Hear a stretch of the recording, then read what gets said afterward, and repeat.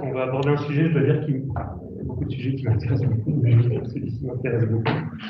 Le sujet de la photographie aérienne, avec Agathe Guérin. Vous êtes toute seule, Agathe? Oui, je suis toute seule. Vous deviez deux, mais vous êtes toute seule. Voilà. Qui est étudiante en Master 2 de cartographie à l'Université de Nantes. Vous travaillez sur l'exploitation, et notamment cartographique, de la base de données des parcs et jardins de Vendée, dans le cadre d'un projet collectif. Et vous œuvrez auprès de l'Association des parcs et jardins de Vendée avec une mission de cartographe. C'est exactement ça. Et donc, c'est un sujet qui m'intéresse beaucoup parce que la vue aérienne, c'est une question qui se pose beaucoup quand on fabrique des documentaires de jardin. Est-ce qu'on la montre, est-ce qu'on la montre pas? Qu'est-ce qu'elle va nous raconter sur la composition du jardin, sur la manière dont il est géré, et puis surtout comment c'est la question qui se posait quand on fabriquait des documentaires, c'était comment on la rend efficace et pas juste grandiloquente, c'était quand même souvent le cas dans la fabrication de documentaires à la télévision. Mais j'imagine que vous êtes beaucoup plus rationnel que nous, oui. et ça va être beaucoup plus efficace. Je vais vous laisser commencer. Merci beaucoup. Olivier et Mialan m'a prié de l'excuser. Oui, moi aussi. J'ai retenu, voilà, je suis très désolée de ne pas être avec vous. Je suis aujourd'hui toute seule pour présenter tout ça. J'espère que ça va vous plaire. Et donc voilà. Donc je viens au nom de l'association des parcs et jardins de Vendée, mais je viens aussi au nom donc du coup d'Olivier Rialan, mais aussi de Pauline Retailleau et Marion Blancier qui sont historiennes de l'architecture. Et donc aujourd'hui, voilà, je vais vous présenter la photographie aérienne comme outil d'étude des dynamiques paysagères. Et aujourd'hui, on va vraiment se focaliser donc sur les parcs et jardins de château sur le territoire de la Vendée. Donc, je voulais vous faire un petit peu de contexte avant d'entamer le sujet pur et dur. Donc, l'association des parcs et jardins de château réalise des inventaires depuis 2001 sur l'ensemble des parcs et jardins du département de la Vendée, en partenariat donc avec le CAE 85. Et donc, l'objectif... Pardon. Et donc l'objectif de ces inventaires, c'est vraiment de sensibiliser les collectivités, mais aussi les propriétaires et enfin le grand public justement à ces parcs et jardins. Et donc on a quelques dates importantes, notamment au sujet de l'association. On a le 2006 avec l'exposition et le catalogue autour de la Vendée côté jardin. Et ensuite en 2017, on a l'ouvrage collectif qui est axé sur la Vendée, ses jardins au fil de l'histoire. Et depuis quelques années, il y a un nouveau projet d'ouvrage qui sortira d'ici 2025. Et c'est là où moi, j'interviens en ce moment. Donc, c'est autour de ces trois personnes, Marion Blancier, Pauline Retailleau et Olivier Rialan, qui veulent créer un panorama de l'art des jardins des châteaux et logis de Vendée, du 18e à aujourd'hui, pardon. Et donc, ce livre a deux grands thèmes. Le premier, c'est vraiment une partie historique, donc l'histoire paysagiste.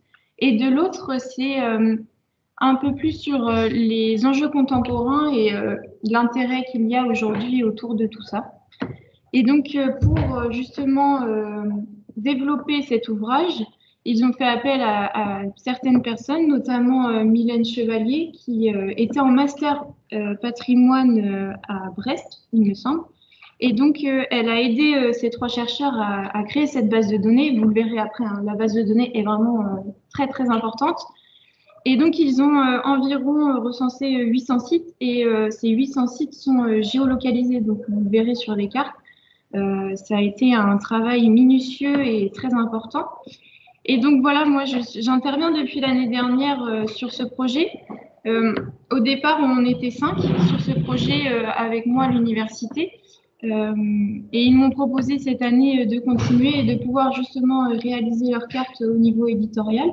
Et donc moi j'exploite cette base de données, je réalise des statistiques et je réalise des cartes.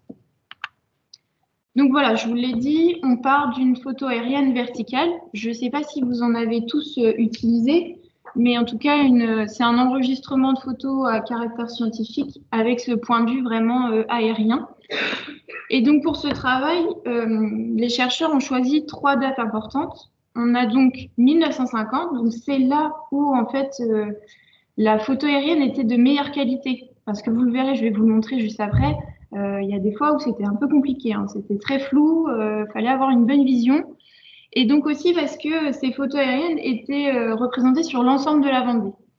Ensuite, on a 1990 avec l'émergence de cette conscience patrimoniale, vous le verrez un petit peu aussi tout à l'heure. Et donc 2019, tout simplement parce que c'était la dernière photo aérienne disponible quand le projet s'est mis en route. Donc voilà, c'est ce que je vous disais. J'ai voulu vous représenter un petit peu les 3 photos aériennes que nous avons sélectionnées. Donc déjà, on part du noir et blanc vers la couleur. Et on part aussi, vous voyez là, au niveau résolution, il y a quand même une grande marche entre 1950 et 2019. Donc c'est là toute la difficulté de l'utilisation des photos aériennes. Donc, à la suite de ces photos aériennes, ils en ont récolté énormément de données. Donc, voici une esquisse, donc vraiment une toute petite partie de cette base de données. Quand je vous dis que c'était un travail très conséquent, ici, vous pouvez le voir. Donc, tout ce tableau est vraiment géoréférencé sur chacun des points. Donc, vous le verrez pareil tout à l'heure. Et donc, moi, l'objectif, c'était vraiment de tirer des ficelles, de tirer chacune des données et de voir à quoi ça pouvait, en faisant une petite tambouille, à voir ce que ça pouvait donner. Et donc, voilà, je vous ai fait un petit zoom quand même pour que vous puissiez voir à quoi ça ressemble de plus près. Et donc, il y a eu des éléments à mettre en corrélation entre chacun, se mettre d'accord sur les termes utilisés, sur les façons de caractériser les choses. Et c'est vrai que ça a été une discussion très longue et très importante pour que tout le monde soit d'accord. Et au final, on en a tiré 2 grands éléments. Donc, c'est pas la totalité de la base de données, je vous l'accorde, mais c'est déjà une bonne partie. Donc, on a voulu essayer d'assembler ces données. Et donc là, on en a ressorti 2 grandes catégories. La première qui est le in situ, donc vraiment ce qui constitue le jardin, ce qu'il y a à l'intérieur du jardin. On le découpe en 2 petites parties. La première, l'évolution de la composition, donc qui fait référence à la place de l'eau, les allées, l'ornement floral, les potagers, etc. Et donc ensuite, à l'évolution de la surface. Donc aujourd'hui, malheureusement, je ne vais pas vous présenter l'évolution de la surface. Elle est encore en cours d'étude, mais il commence à y avoir des choses très intéressantes à sortir. Donc je vous invite à aller voir prochainement le livre. Je pense qu'il va y avoir des choses très intéressantes. Et donc, la deuxième partie, on est sur le in-visu. Donc, c'est vraiment le jardin et l'environnement et le paysage autour de ce jardin et la relation qu'il peut y avoir entre ce jardin et cet environnement. Donc, ici, on le découpe en 2 éléments. L'évolution de la fermeture et de l'ouverture, donc c'est vraiment les points de vue vers l'extérieur.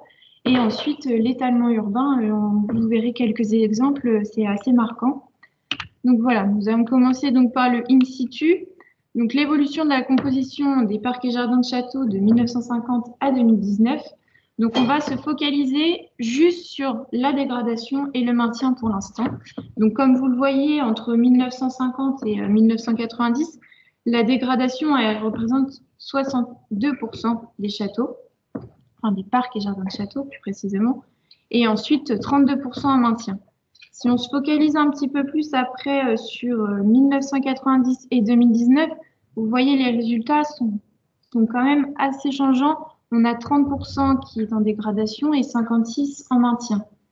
Si on regarde de manière beaucoup plus générale, entre 1950, vraiment la période 1950 à 2019, 66% de ces parcs et jardins sont en dégradation. Donc, je vais vous les représenter ici sur cette carte. Donc, c'est tous les points que vous voyez en rouge. Ça reste assez conséquent et c'est là qu'on voit vraiment les choses. Des exemples, parce que rien n'est plus parlant que des exemples. J'ai voulu vous représenter donc l'étenduaire aux herbiers et je vous ai ajouté le cadastre parce que je voulais vous mettre un petit peu de contexte, c'est plus facile pour comprendre. Donc, ce que vous voyez ici, les points marrons, c'est les espaces labourables, donc tout ce qui est terre labourable. Et en vert, on a tout ce qui est en rapport avec les jardins. Photo de 1950. Vous avez à ce niveau-là, donc ça reste entre guillemets des parcelles labourables parce qu'on n'est plus sur du maraîchage, mais ça reste dans le même domaine. Ensuite ici, on est terre labourable, pareil, ça n'a pas changé. En revanche, ce qui était des jardins ont quasi disparu. Vous le voyez ici, on est quasiment sur des terrains nus.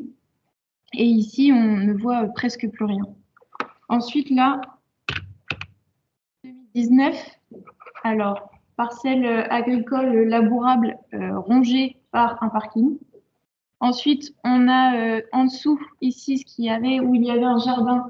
Il ne nous reste plus que de la pelouse et juste un chemin totalement goudronné.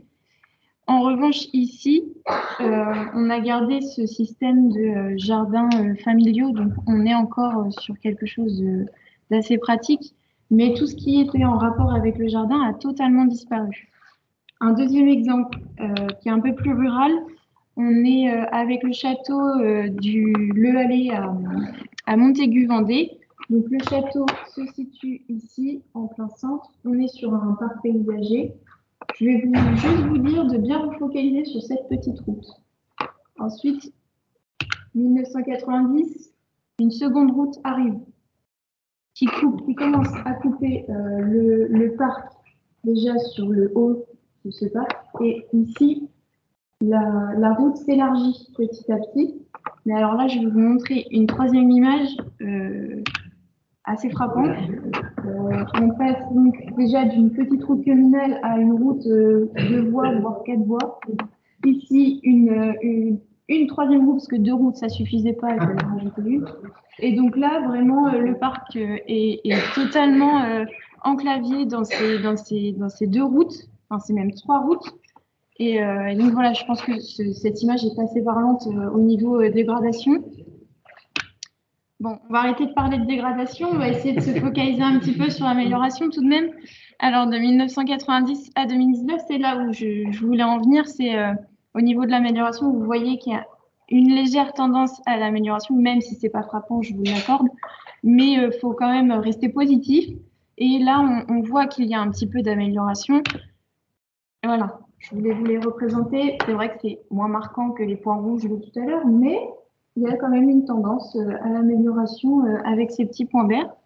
Et donc, je vais vous donner un exemple qui est assez intéressant et qui est donc le château de Chaligny à Sainte-Pectine. Donc, je vous l'accorde encore une fois, 1950, la photo n'est pas non plus super claire, mais je vais vous donner quelques petits détails. Donc, vous avez ici les jardins. Vous avez encore des jardins ici.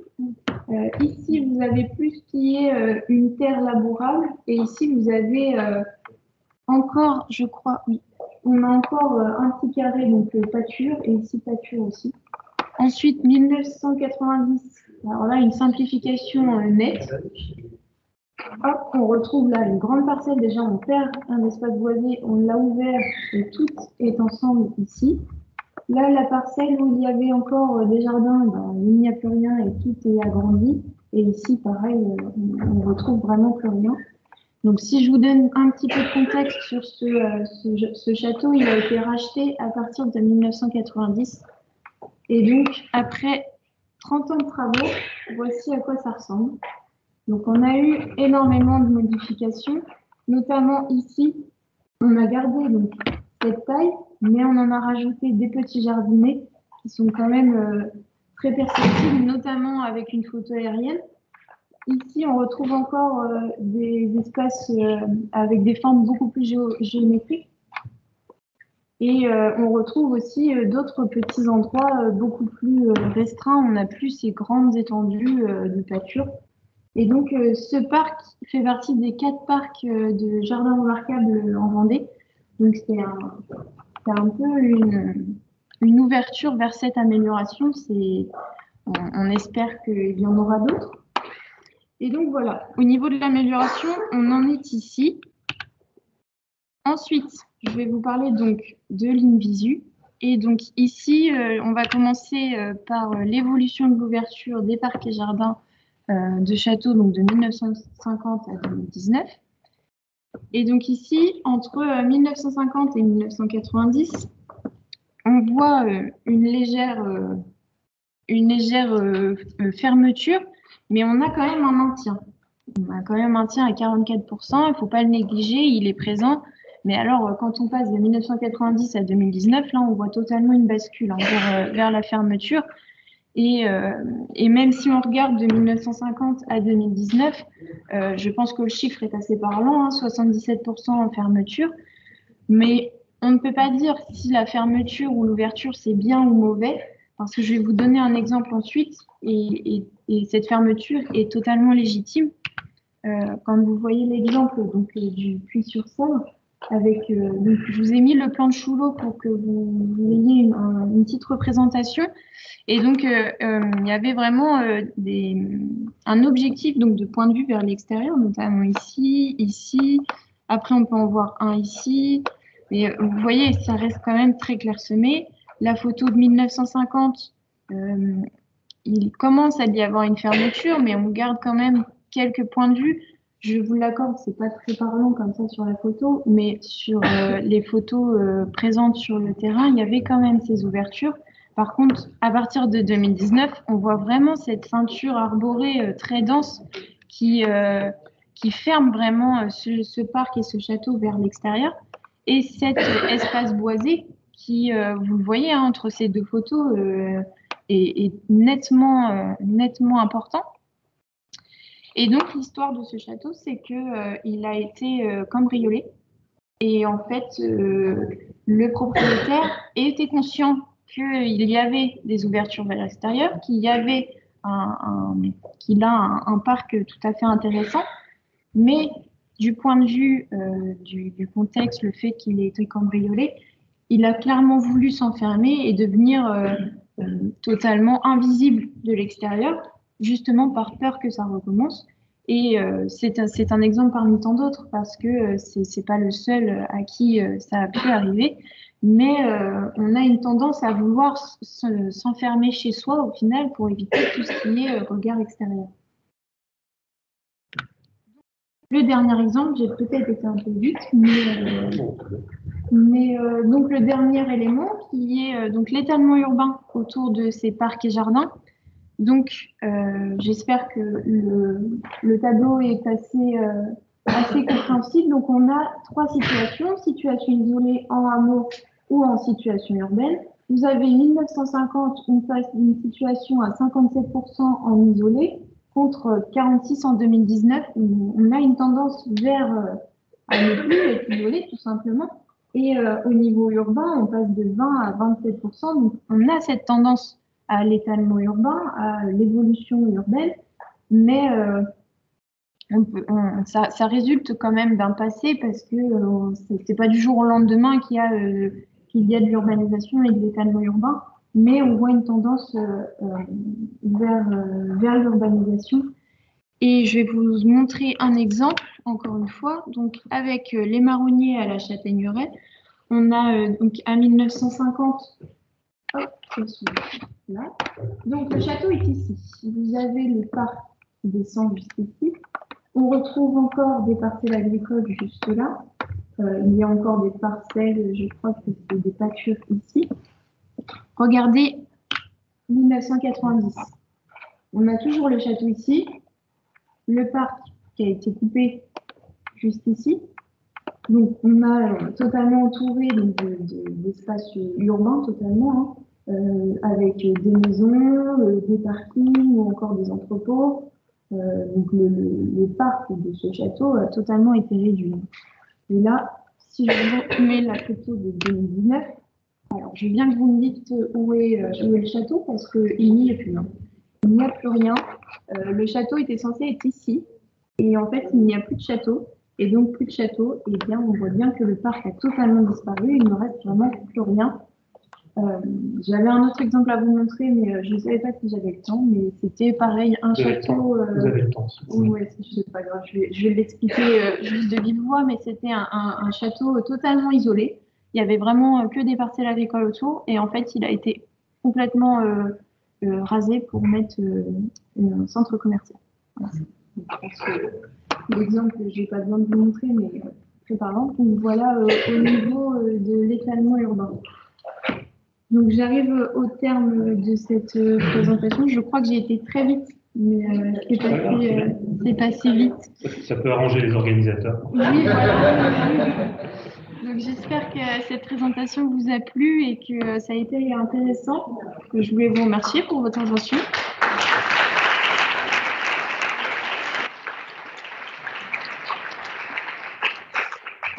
Merci beaucoup, Agathe. Est-ce que vous avez des questions? Oui, il y a des questions. Christopher. Oui, alors moi j'ai une question justement sur ce que vous en faites de cette donnée. Est-ce que c'est juste un constat d'état ou est-ce que ça vous sert de levier potentiellement pour donner des alertes, pour des protections, pour dire que là, l'organisation ne peut plus, surtout sur des sites qui peuvent être protégés, classés. Nous, on a une parce que je travaille avec l'ASSO justement et je travaille beaucoup avec les IGN depuis 1944. On travaille justement sur cet étalement de l'organisation de parcelles par régiment. Et voir comment elles vont se renouer, comment on a pu en récupérer, et que ça soit surtout un levier pour figer des emprises et qu'elles ne continuent pas à être morcelées. Qu'est-ce que vous en faites de ces données après? Alors, moi, les données, aujourd'hui, j'en utilise que en statistique, mais je pense clairement que ces données auront un intérêt intéressant, notamment quand on parle d'étalement urbain. On voit sur certains châteaux, ça a été très utile de... ça a été très utile, notamment sur certains châteaux où l'étalement urbain, en fait, commençait à pousser vers le parc. Et donc, ça a été un argument de dire, non, là, il faut arrêter. Et en comparant justement ces années où le parc a été rongé petit à petit, et donc, oui, ça a été un argument pour et j'espère que ça servira à autre chose qu'un livre, par exemple. Je pense que ça servira grandement. Oui.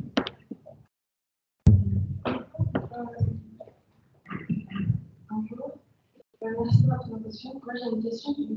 Qu'est-ce que vous appelez les dynamiques paysagères dans votre étude? Parce que j'ai plus compris que c'était la question de l'étalement urbain et du bon usage. Mais qu'est-ce que vous appelez vraiment les dynamiques paysagères dans votre étude? Non, mais il n'y a pas de souci. De toute façon, moi, je suis là que pour porte-parole. Mais dynamique paysagère, c'est juste que, en fait, dans leur objectif, c'est vraiment justement d'étudier ces dynamiques au travers de la composition, comme je vous l'ai dit tout à l'heure, mais aussi parce que ils ont répertorié deux styles paysagers, donc on a le régulier et le paysager. Je ne vais pas m'étaler là-dessus parce que je ne suis pas professionnelle dans le domaine, mais en fait, ils ont répertorié énormément de choses, dont le style paysager, mais aussi la surface. Et en fait, c'est tout ça ce qu'ils appellent dynamique paysagère, c'est l'évolution des compositions, de la surface, de l'environnement, etc. C'est un ensemble, je ne sais pas si je l'explique très bien, mais j'espère que ça vous aide un petit peu ou pas du tout.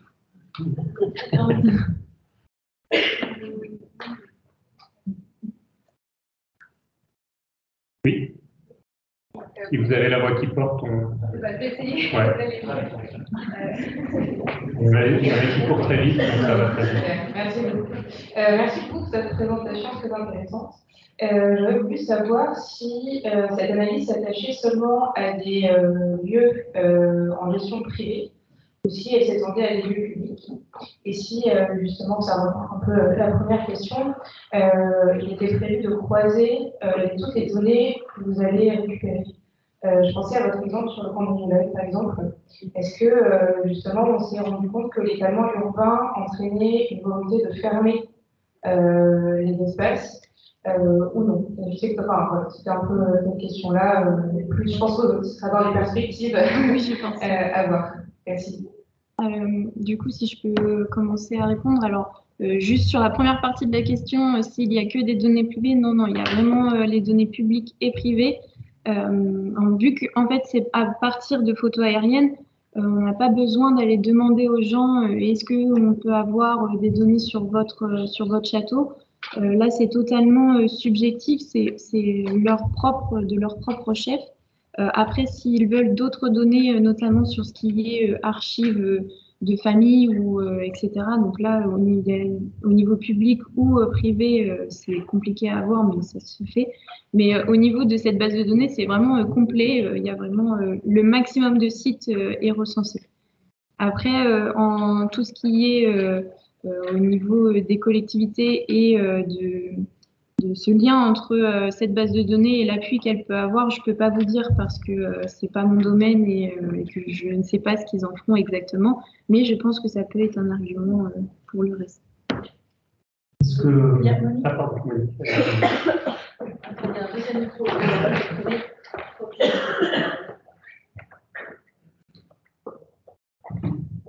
Je me souviens qu'on avait fait une étude sur un château près de Lyon. On avait effectivement des premières photos noir et blanc de dater des années 50, je pense que c'est à peu près plutôt de la même époque. Et on s'est aperçu que, alors c'était vers les Pabot, le Roche jaune, je ne sais pas comment on appelle cette région, et que.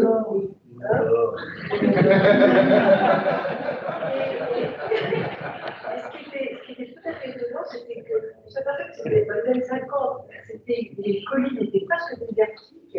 Et puis au fur et à mesure qu'on avançait dans le temps, on voyait dans la région, je me demandais, je ne pense pas que ce soit tout pareil en Vendée, plus au cas de la montagne, qu'il y avait une croissance incroyable de la forêt qui venait complètement transformer les paysages. Là, donc ça doit dépendre des régions. Je ne pense pas que ce soit le cas en Vendée. Non, non, c'est pas du tout le cas en Vendée.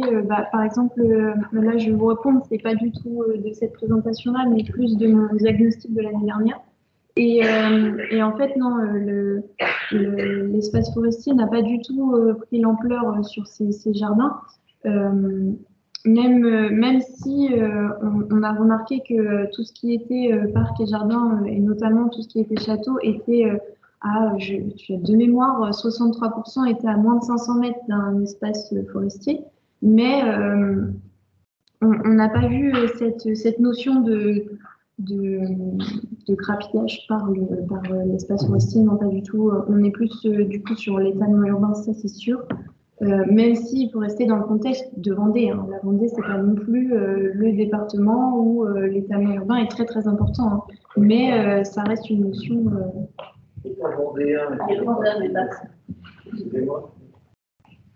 Pour situer un peu, on est en Vendéen, mais l'augmentation de la population en Vendée, c'est 8% par an.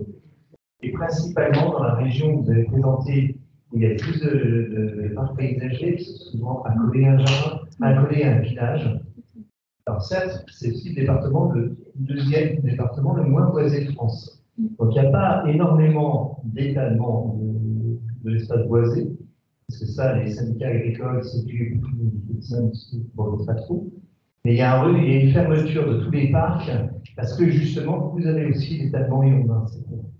Et ça tient aussi à l'éclatement des propriétés. Aujourd'hui, globalement, en Vendée, un parc paysager, c'est 3% à 4% de la propriété quand il a été planté au 19e.